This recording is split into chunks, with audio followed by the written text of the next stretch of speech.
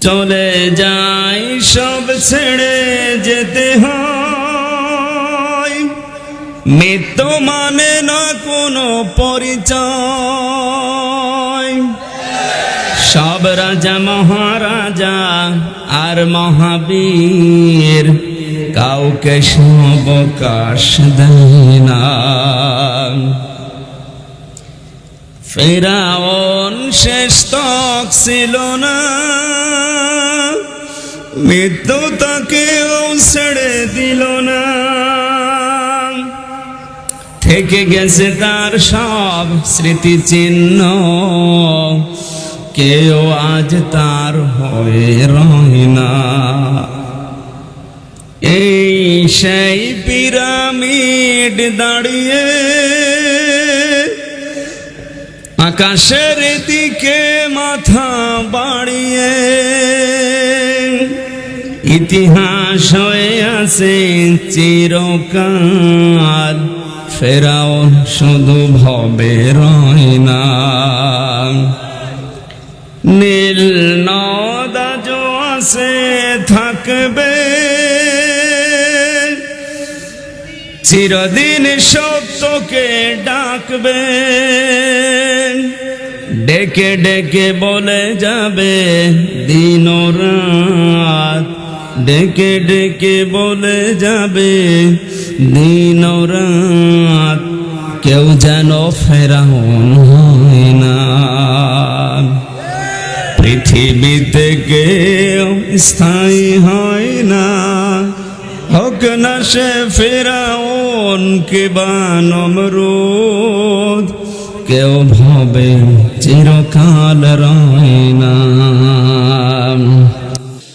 বাংলাদেশের ঐতিহ্যবাহী জেলা চুয়াডাঙ্গা জীবননগর থানার অন্তর্গত উথলি বাজার পাড়া কবরস্থান কমিটির উদ্যোগে নবম বাৎসরিক তাফসীরুল কোরআন মাহফিলের স্বনামধন্য সভাপতি,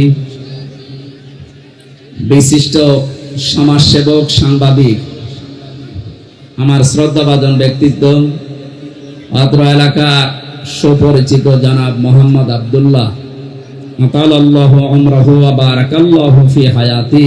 সকলে বলেন আমিন। এতক্ষণ যারা আলোচনা রাখলেন এখানে, অত্র এলাকার কৃতি সন্তান, ইসলামিক চিন্তাবিদ, শিক্ষাবিদ, রাজনীতিবিদ, শ্রদ্ধাভাজন বড় ভাই জনাব মাওলানা মহিউদ্দিন খতিব, শানের হুদা কেন্দ্রীয় জামে মসজিদ। আলোচনা রেখেছেন ইসলামিক চিন্তাবিদ জনাব মাওলানা হুসাইন আহমেদ মাহফুজ চুয়াডাঙ্গা। উপস্থিত আছেন জীবননগর আলিম মাদ্রাসার সম্মানিত অধ্যক্ষ জনাব মাওলানা আব্দুল খালিক। বংশে বসা আছেন অত্র এলাকার সর্বজন শ্রদ্ধাভাজন ব্যক্তিবর্গ যারা। সামনে বসা মুসলমান ভাইরা, পর্দার আড়ালের সম্মানিত মা এবং বোনেরা, প্রাণপ্রিয় চুয়াডাঙ্গাবাসী। আমি জানি এভাবে আপনারা কথা বলবেন, আপনারা বলতে থাকেন, আমিও বলতে থাকি, নাকি? গোনা আপনাদের হচ্ছে, কিন্তু ভাই কথা যে বলছেন তারই গোনা হচ্ছে। আমরা এখন কোরআনে যেহেতু প্রবেশ করেছি, কথা বন্ধ করে দল মত জাতি বর্ণ ধর্ম নির্বিশেষে আজকের এই অনুষ্ঠান, যার মাধ্যমে আজকে দাওয়াতটা নিয়েছিলাম আপনাদের এলাকার সেলিম হাফেজ আবু বকর সিদ্দিক, এই মাহফিলের বরেণ্য সদস্য যারা নিজেদের শ্রম দিয়ে, সময় দিয়ে, অর্থ সম্পদ দিয়ে যারা এই জান্নাতের বাগান সাজিয়েছেন, সবাইকে নিয়ে আল্লাহর দরবারে শুকরিয়া জানাচ্ছি, যিনি আমাদেরকে কথা বলার শক্তি দিয়েছেন। কোরআনে কারীম জানিয়েছে খালাকাল ইনসান আল্লামাহুল বায়ান। আল্লাহ তাআলা বলেন, আমি মানুষ বানিয়েছি, কথা বলার শক্তি দিয়েছি। আমাদের আল্লামাহুল বায়ানের উপরে চিন্তা ভাবনা করে আমরা পেয়েছি, বিজ্ঞান জানিয়েছে কয়েক ইঞ্চি কণ্ঠ দিয়ে আমরা কথা বলি। এক একটা কথা তৈরি হওয়ার জন্য 27টা স্তর পার করা লাগে। এগুলো সব আমার আল্লাহ তার ফেরেশতাদেরকে দিয়ে পার করিয়ে একটা করে কথা আমাদের মুখ দিয়ে বের করে দেয়। অথচ বাংলাদেশে দুঃখজনক হলেও সত্য, 15.5 বছর একটা অদৃশ্য শক্তি আমাদের এই কণ্ঠনালী চেপে ধরেছিল। যারা আল্লাহর দেওয়া বাক শক্তিকে রুদ্ধ করে দিয়েছিল, আল্লাহ তাদেরকে আজ রুদ্ধ করে দিয়েছে। ফালাম্মা নাসু মা যুকিরু বিহি ফাতাহনা আলাইহিম আবওয়াবা কুল্লা শাই। সূরা আনআম 44 নম্বর আয়াতের প্রথম অংশে আছে আল্লাহ তাআলা বলেন, যখন তারা আমি আল্লাহর নির্দেশ, আমি আল্লাহর আদেশ ভুলে গেল, তখন তাদের নিয়ামত আমি আল্লাহ যত ছিল সব খুলে দিলাম। তাদের শান্তি, তাদের স্বস্তি, তাদের টাকা পয়সা, তাদের ক্ষমতা, দিন যত গেল আমি আল্লাহ বাড়িয়ে দিতে থাকলাম। আমরা 2006 সালের 28 অক্টোবরের পর থেকে পৃথিবীর ইতিহাস যারা পাল্টিয়েছিল এই দেশে, এই আয়াতটা ওই সময় পড়ার পরে মনে করেছিলাম আল্লাহ মনে হয় এই মানুষগুলোকে পৃথিবীর মানচিত্রে আর জায়গা দেবেন না। অথচ দেখলাম 2 বছরের ব্যবধানে আল্লাহ তাদেরকে ক্ষমতার চেয়ার দিলেন। 5 বছর পরে মনে করলাম না, আর মনে হয় যাবে না, দেখলাম না আবার টিকে গেল। 5 বছর পরে দেখেছি আবার টিকে গেল। 24 সালেও তারা টিকে গিয়েছিল। পরের শব্দটা আমরা বাস্তবে মিলিয়ে দেখলাম সূরা আনআম 44 নম্বর আয়াত, 7 নম্বর পারা, 12 নম্বর পৃষ্ঠা, 2 নম্বর লাইনে এটা আছে। আল্লাহ পাক বলেন, হাত্তা ইদা ফারিহু বিমা উতু আখাযনাহুম বাগতাতান। এই যে পৃথিবীর মানুষেরা কান খাড়া করে শোনো, এই মানুষগুলো যখন আমার দানকৃত বস্তু নিয়ে, এখানে ক্ষমতা হতে পারে, অর্থ হতে পারে, প্রভাব প্রতিপত্তি হতে পারে, এই বিষয়গুলো নিয়ে যখন এরা আনন্দে আত্মহারা হয়ে আছে, এরা আনন্দে যখন মেতে আছে, আখাযনাহুম বাগতাতান, আমি আল্লাহ হঠাৎ করে তাদেরকে ধরলাম। চুয়াডাঙ্গাবাসী জালেমদেরকে ধরেন কে?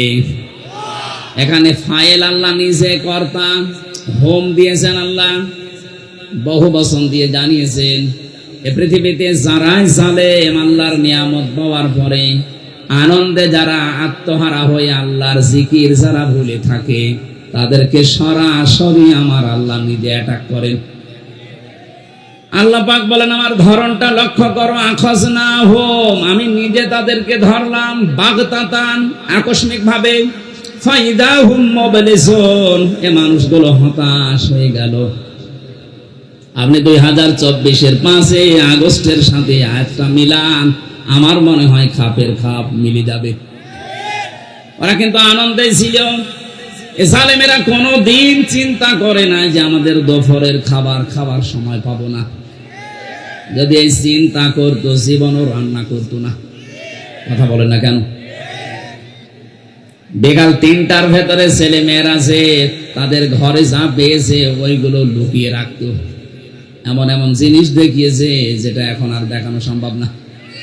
কথা বলে না কেন? আল্লাহ বলেন, ও মানুষগুলোকে আমি আকস্মিক ভাবে ধরলাম, তারা হতাশ হয়ে গেছে, এমন নিরাশ হয়ে গেছে। তাদের চেহারার দিকে হে নবী আপনি তাকাবেন, দেখবেন ওদের চেহারার ভেতরে হতাশা। আপনি আজ দেখতে পাচ্ছেন আগস্টের 5 তারিখের পর থেকে আজকের দিন পর্যন্ত যত জালেম ধরা পড়ছে সবার চেহারা হতাশায় পরিপূর্ণ। তাহলে এটা ছাত্র জনতা বাংলাদেশের ছেলে মেয়েরা ধরেনি, এটা ধরেছে কে? কেন? এ মানুষগুলো আল্লাহর নিয়ামত পাওয়ার পরে আমার আল্লাহকে যখন ভুলে যায়, এ মানুষগুলোকে তখন আল্লাহ নিজে ধরেন। আর বাস্তবে আমরা যারা এই পৃথিবীতে সৎ কাজের আদেশ করি, এর পেছনেও কারণ আছে। ফালাম্মা নাসু মা যুকিরু বিহি আনজাইনাল্লাযীনা ইয়ানহাউনা আনিস সূ ইলা আখিরি আয়াত। আল্লাহ পাক বলেন, মানুষ যখন আমার নির্দেশ পাওয়ার পরে, আদেশ পাওয়ার পরে ভুলে যায়, এই মানুষগুলোকে তখন আমি আল্লাহ শাস্তি দেয়। তাদেরকে শুধু বাঁচিয়ে রাখি যারা দুনিয়াতে সৎ কাজের আদেশ করতো আর এদের অন্যায় কাজে বাধা দিত। এই 15.5 বছরে আয়াতটা আপনি মিলাবেন, সূরা আরাফে আছে। আমি তো বাস্তব বলছি, এই 15.5 বছরে যারা কোরআনে কারিমের কথাগুলো দিয়ে মানুষদেরকে অন্যায় থেকে ফিরিয়ে রাখার চেষ্টা করেছে, তাদেরকে আল্লাহ এখন বাঁচিয়ে দিচ্ছে। ওরা বলে আমরা যা করবো আপনারা বলেন কেন? আমরা বলি আমাদের নিজেদের বাঁচাতে। এই যে স্টেজটা দেখতে পাচ্ছেন, এটা মনে করেন একতলা, এর উপরে আর একতলা আছে। নৌকা চলতেছে সমুদ্রে, নিচ তলায় পানির ব্যবস্থা নেই, উপর তলায় একটা পানির ব্যবস্থা করা আছে। নিচের লোকগুলো শুধু মাঝে মাঝে সিঁড়ি বেয়ে যায় উপরে পানি আনতে। উপরের লোক যদি বলে কি করেন এত ডিস্টার্ব, নিচেই তো পানি আছে হাতের নাগালে, খুলে নিতে পারেন না তক্তা? ও মানুষগুলো বিরক্ত হয়ে বলছে ঠিক আছে, জীবনে আর পানি নেওয়ার জন্য আসবো না, নিচে যখন পানি আছে দেখি হাতের নাগালে, যে একটা তক্তা খুলে নিয়েছে। ওপরে আমরা যারা আছি, আমরা যদি বলি যে যা করছে করুক গা, লা ইলাহা ইল্লাল্লাহ, ওপরে যারা আছে একটাও বাঁচবে। নিচের মানুষগুলো এই বোকামি করে নিজেরা যেমন মরবে, উপরে যারা আছে তারাও মরবে। কথা বলেন ঠিক কিনা? 15.5 বছরে আমরা নিশ্চুপ থাকতে পারতাম। আমার তো বাস্তব যতটুকু জ্ঞান আমি দেখেছি, এই 14টা দল বাদ দিয়ে বাংলাদেশে যত মানুষ আছে আমরা সব কিন্তু মাজলুম। কথা বলেন না কেন? যে দলের নামই বলেন, 14 দল বাদ দিয়ে যারা আছি আমরা সব মাজলুম। আমার আয়াতের শেষের শব্দে এটা আছে, আমরা ব্যাখ্যায় যাব। আমি আমার যতটুকু লেখাপড়া আয়াতের উপরে আছে, আমার মনে হয় বাংলাদেশ আজকে একেবারে মিলে যাবে। আপনারা থাকবেন তো ঘন্টা খানিক। আল্লাহ পাক বলেন, এই মানুষগুলো যখন আমি আল্লাহর আদেশ ভুলে যাই, যে মানুষগুলো সৎ কাজের আদেশ করে আর অন্যায় কাজে বাধা দেওয়ার চেষ্টা চালায়, আযাব যখন পাঠায় তখন তাদেরকে বাঁচিয়ে দেয়। আমরা এই আয়াত পড়েছি এই কারণে, জীবনের রিস্ক নিয়ে হলেও সৎ কাজের আদেশ, অসতে আমরা বাধা দেই। উপর তলায় আসি বলে বেঁচে থাকবো তা না, যা করছেন নিচে বসে বসে, এটা যদি উপর থেকে বাধা আমরা না দেই, যত আল্লাহর বড় হলে আমরা উপরে থাকি, আপনারা ডুবলে আমরাও ডুববো। এই জন্য 56,000 বর্গ মাইলকে এমন নিরাপদ রাখতে চাই যেন নিচে কেউ নৌকার তক্তা খুলতে না পারে। আজকে একজন উপদেষ্টার নাম নিয়ে সারা বাংলাদেশ না সারা বিশ্ব থেকে ঝড় উঠেছে, তাকে বাদ দেওয়া হোক। কেন? কারণ এই লোকটার 9টা দোষ বের হয়েছে। 1 নাম্বার, সে সমকামিতা প্রমোট করে। সে চায় যে পুরুষে পুরুষে বিয়ে হোক, এটা আল্লাহর নিষিদ্ধ কাজ। একথা বলেন এখন। আল্লাহ পাক বলেন, যুজ্জিনা লিন-নাসি হুব্বুশ শাহাওয়াতি মিনান নিসা। পৃথিবীতে আমি কয়েকটা জিনিসকে মানুষের ভেতরে আকর্ষণীয়, লোভনীয়, সুশোভিত করে দিয়েছি। তার ভেতরে 1 নাম্বারে নারী। মেয়েদের প্রতি পুরুষের আকর্ষণ, এটা স্বাভাবিক। তৈরি করেছেন কে? আল্লাহর এই নির্দেশকে যারা ডাইভাইড করে এখন পুরুষে পুরুষে বিয়ে করতে চাচ্ছে, এইরকম মানুষকে যারা উপদেষ্টা বানিয়েছে, এদেশের 16 কোটি মানুষ মানে না। এক কথা বলে না কেন? আপনি বাইরের দেশেও খবর নেন, যাদের ঈমান আছে তারা এই লোককে মানতে পারে না। এটা যেহেতু শুধু তাফসীর মাহফিল না, এখানে সব দলের মতের ধর্মের লোক আছে, আমি জানি। এটা শুধুমাত্র এদেশে যারা মুসলিম দাবি করছে তাদের অনুষ্ঠান না। আপনি দেখবেন রাস্তা দিয়ে আসার সময় কত হিন্দু পর্যন্ত বউ ছেলে নিয়ে আসতেছে। হাদা বায়ানুল লিন্নাস হুদাল লিন্নাস। মানুষ কত বাচ্চা যারা বিবেচিত আজকের এই অনুষ্ঠান তাদের জন্য। সুতরাং আমার সামনে এখন এই 10,000 20,000 মানুষ না, আমি 18 কোটি মানুষের দায়িত্ব নিয়ে বলছি, তাড়াতাড়ি অবিলম্বে এই শয়তানকে আপনারা বাদ দিন। তার নাম বলতে চাই, আপনারা বুঝে ফেলেছেন। কথা বলেন না কেন? আমরা চাই ওনাকে যেন না রাখা হয়। সবগুলো আমার বলা দরকার নেই, একটাই যেহেতু বলেছি, উনি আল্লাহর নিষিদ্ধ কাজ, নারী পুরুষের আকর্ষণ নষ্ট করে নিজের স্ত্রীকে দিয়ে পর্যন্ত সিনেমা বানিয়েছে ব্যাচেলার। আপনি দেখবেন 3rd-person সিঙ্গুলার নাম্বার, এই সমস্ত সিনেমাগুলো আমি নিজে উপন্যাসে পড়েছিলাম বিশ্ববিদ্যালয় থাকাকালীন। এখন দেখি ওইগুলো দিয়ে সিনেমা বানিয়েছে, যেগুলো পরকীয়া প্রেম উস্কে দেয়। ওনার স্ত্রীকে দিয়ে এই সিনেমা বানিয়ে উনি মানুষের ভেতরে পরকীয়া প্রেম, এটা আল্লাহর নিষিদ্ধ কাজ। কথা বলেন না কেন? পরকীয়া প্রেম যেটা, এটা নিষিদ্ধ কাজ না। কোন হিন্দুকে বলেন, সেও মানবে না। যদিও সে আল্লাহ বিশ্বাস করে না, তারপরও সেই অবৈধ কাজ মানে না। অথচ মুসলিম নামধারী কি সুন্দর সুন্দর শব্দ দিয়ে নাম বানিয়েছে। মোস্তফা, সরোয়ার, ফারুকি, প্রত্যেকটাই অর্থবোধক নাম। প্রথমটা আমার নবীর নাম মুস্তাফা, সরোয়ার আমার নবীর নাম, ফারুকি বিশ্ব নবী মুহাম্মদ রাসূলুল্লাহর সাহাবী হযরত ওমর ফারুকের নাম। এত সুন্দর সুন্দর জিনিস দিয়ে নাম বানালেন আর কাম করছেন সব উল্টা। ফারুক মানে সত্য মিথ্যার পার্থক্যকারী, আর আপনি সত্য মিথ্যা সব মিশ্রণ ঘটিয়ে সব এক করে দিচ্ছেন। এই জন্য জীবন যতদিন আছে আমরা চাই আমরা যেন আল্লাহর আযাব এবং গজবে আপনার মতো না পড়ি। এই কারণে আমরা বাধা দেই, প্রতিবাদ করি। যদি আমাদের সামর্থ্য যতটুকু আছে এইটাও বন্ধ করে দেয়, আল্লাহর কসম দাউদ নবীর জামানায় যেভাবে বানর বানিয়ে দিয়েছে আমাদেরকেও বানিয়ে দেবে। আমরা তো আমাদের বাঁচার জন্য প্রতিবাদ করছি। এই 14 দলটা বাদ দিয়ে বাকি যারা আছে আপনি তাকান, জীবনের উপরে রিস্ক নিয়ে তারা কিন্তু প্রতিবাদ করেছে, এখনো করছে।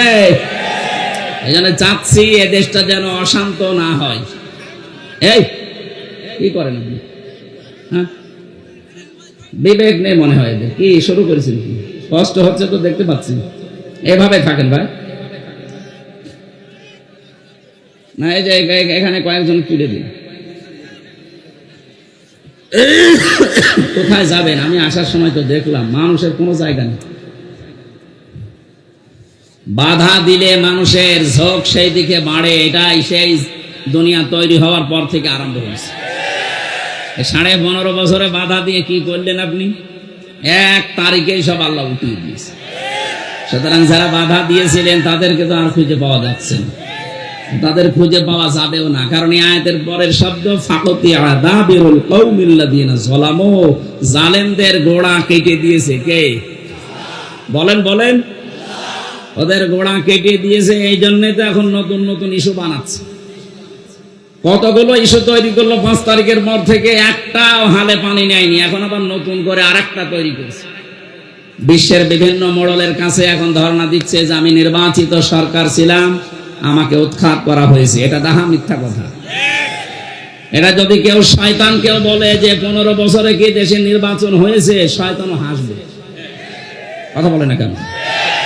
আপনি একটা ঘোড়াকে সকালবেলা জিজ্ঞাসা করেন, ঘোড়াও বলবে একটা কথা বলবে। নির্বাচনের আগে যেখানে 154 জন হয়ে যায়, দিনের ভোট যেখানে রাতি হয়ে যায়, সেখানে আপনি এই কথা সারা বিশ্বের মানুষকে মোড়লদেরকে শোনাচ্ছেন কি? আপনি একটা হাজি মানুষ, এত বড় মিথ্যা কথা বলেন কি? আমি আর নাই বললাম। সুতরাং হাজি মানুষের কথা বলা ঠিক না। আপনার কথার কারণে আজ কিন্তু আমরাও কালার হয়ে যাচ্ছি বাইরের দেশে। এই যে সিঙ্গাপুর, মালয়েশিয়া কয়েকটা দেশ ঘুরলাম। এই সমস্ত দেশে যাবার পরে দেখি ওই মানুষগুলো গালি দেয়। প্রথমে আমি মদিনা থেকে একটা গাড়ি নিয়েছিলাম আবু জেহেলের কবর দেখার জন্য। ভাড়া ঠিক করার পরে ড্রাইভারকে বললাম চলেন, উনি আমারে বলে ইয়া হাজিউল হুজ্জাত। এভাবে দামাদামি করেন। কোন দেশে বাড়ি? যে তুমি বাংলাদেশ। হারামি। হারামি মানে? আচ্ছা আপনাকে বলি না যে আপনার দেশে যে দায়িত্ব আছে ওইটাকে যা বলেন। আপনি বলেন, আপনার সাথে আমি আরো 2 লাইন বেশি বলছি। অথচ লোকটা মদিনার লোক, জীবনেও কোনোদিন ইনারে দেখেনি, নামও শুনি। খালি এই দেখেছে ওই হয়তো ফেসবুক চালায় বা এই যে ইউটিউব আছে, এই সমস্ত দৃশ্যগুলো ওখানে যায়, তামাম দুনিয়ায় তো যায়। এই মিথ্যা কথাগুলো দেখে দেখে বলে যে একটা কথা হলো আল্লাহর ঘর তাওয়াফ করে গেল, নবীর রওজা জিয়ারত করে গেল, আর এরকম ডাহা মিথ্যা কথা বলে কি করে? এই 15.5 বছরে এই দেশে নির্বাচন হয়নি, এটা কি ওয়াজ করার প্রয়োজন আছে?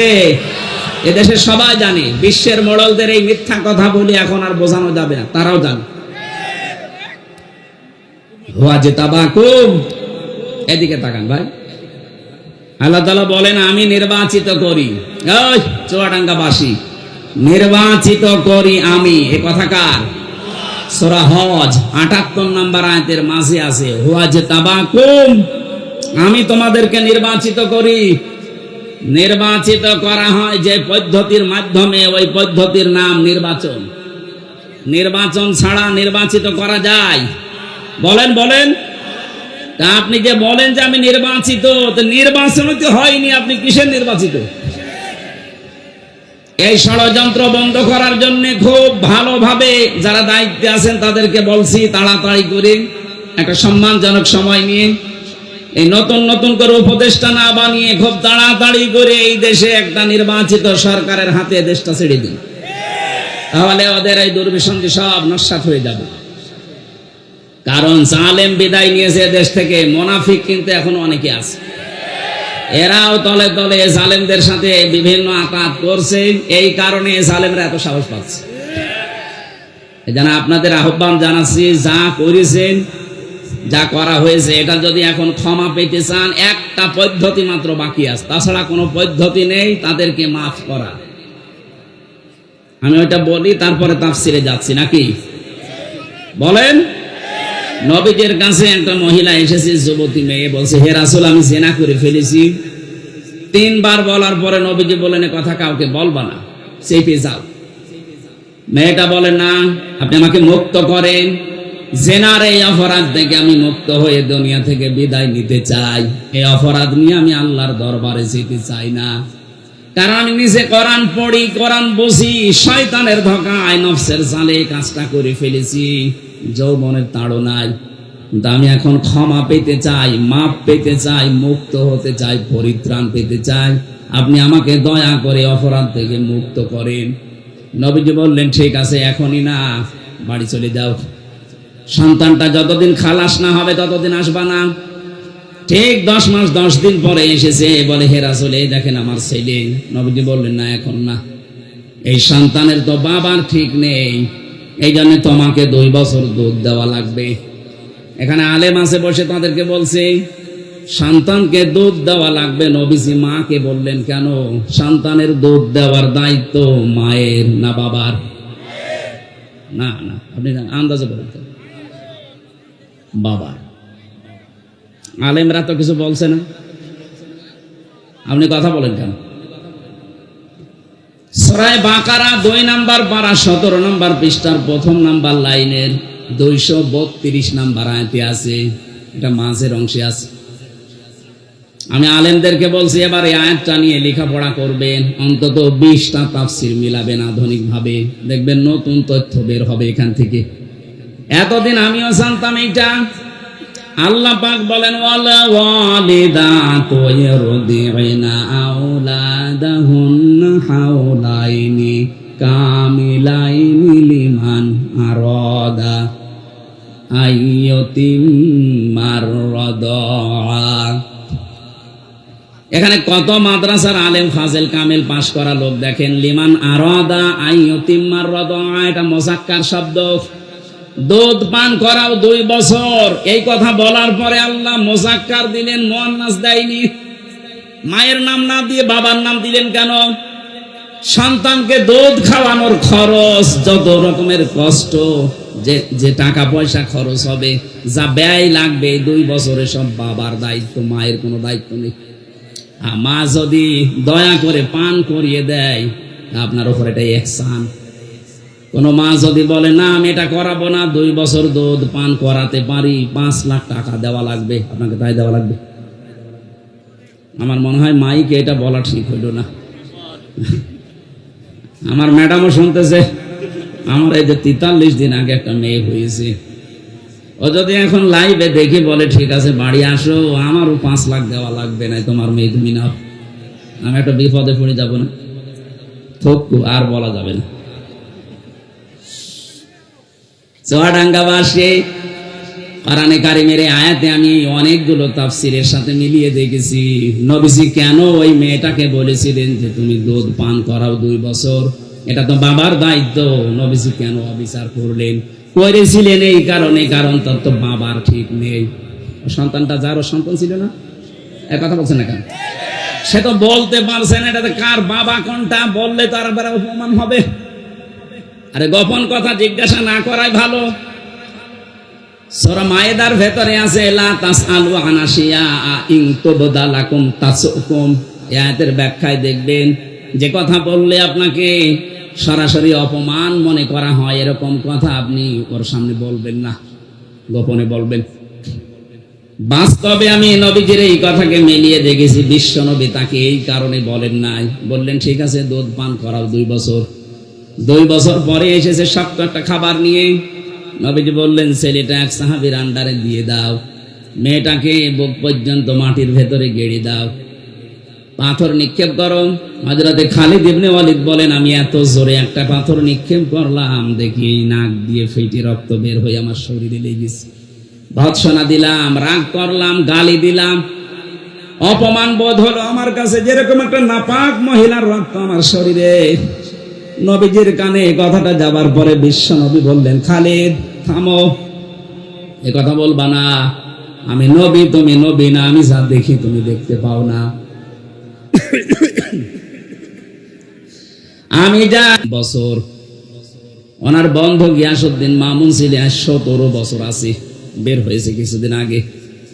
বিএনপির এক একজন মানুষের নামে আমি মামলা দেখেছি, 313টা 536টা পর্যন্ত মামলা পেয়েছি। আমার যে খাবার দিয়েছে তো বলতাম ভাই কয়টা মামলা, কি করেন? বিএনপি করতাম, বড়গোনায় বাড়ি, মামলা কয়টা? 313টা।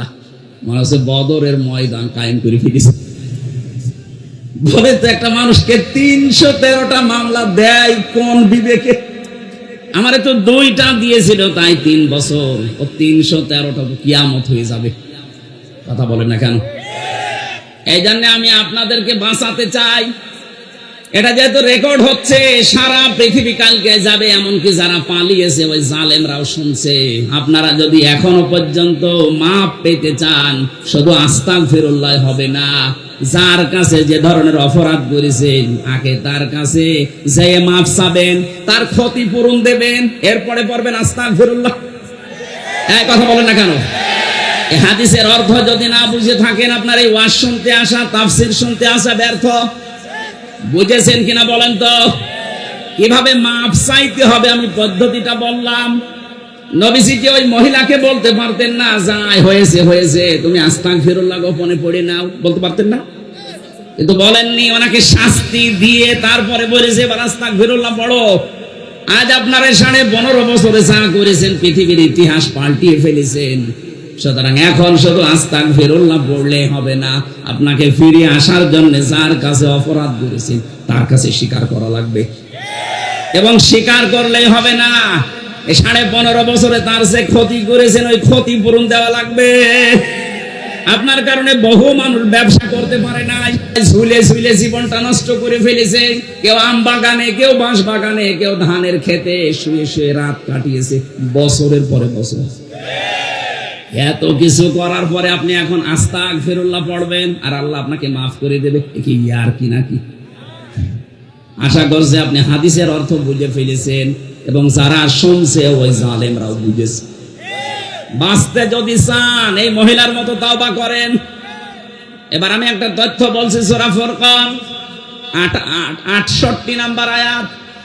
এই পৃথিবীতে 3টা অপরাধের সাথে যারা জড়িত থাকবে এই মানুষগুলোর শাস্তি হবে ডবল। কয়টা? আরো জোরে বলেন। এটা কিন্তু ক্লাস চলছে, ক্লাসে যদিও এভাবে কথাবার্তা হয় না, আপনারা বেশি বলছেন।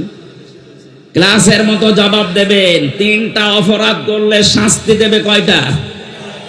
ডবল। জোরে বলেন কয়টা? এখন আপনি দেখেন তো এই 3 অপরাধ আপনার ভেতরে আছে কিনা। ওয়াল্লাযীনা লা ইয়াদউনা মা'আল্লাহি ইলাহান আখারা।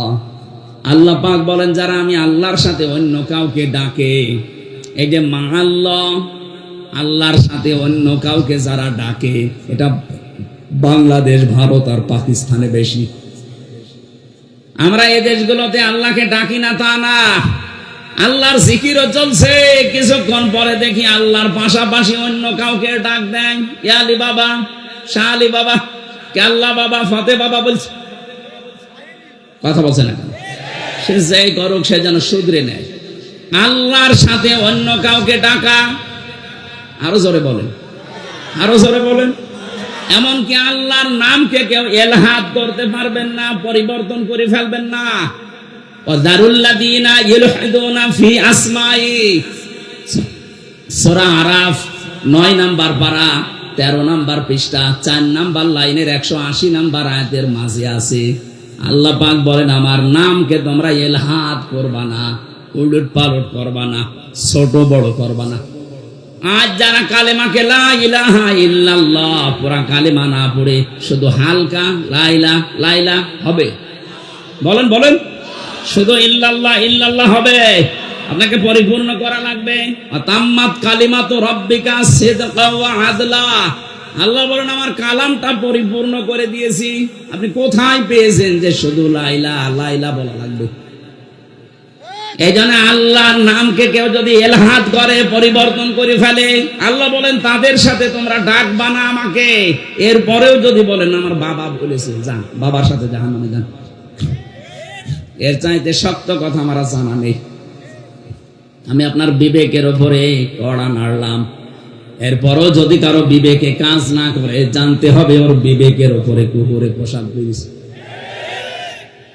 ও বলছে ঠিক। তাহলে আজকে থেকে সিদ্ধান্ত নিয়ে যাবেন এই মাহফিলে এসে আল্লাহর সাথে অন্য কাউকে আমি আর ডাকবো না।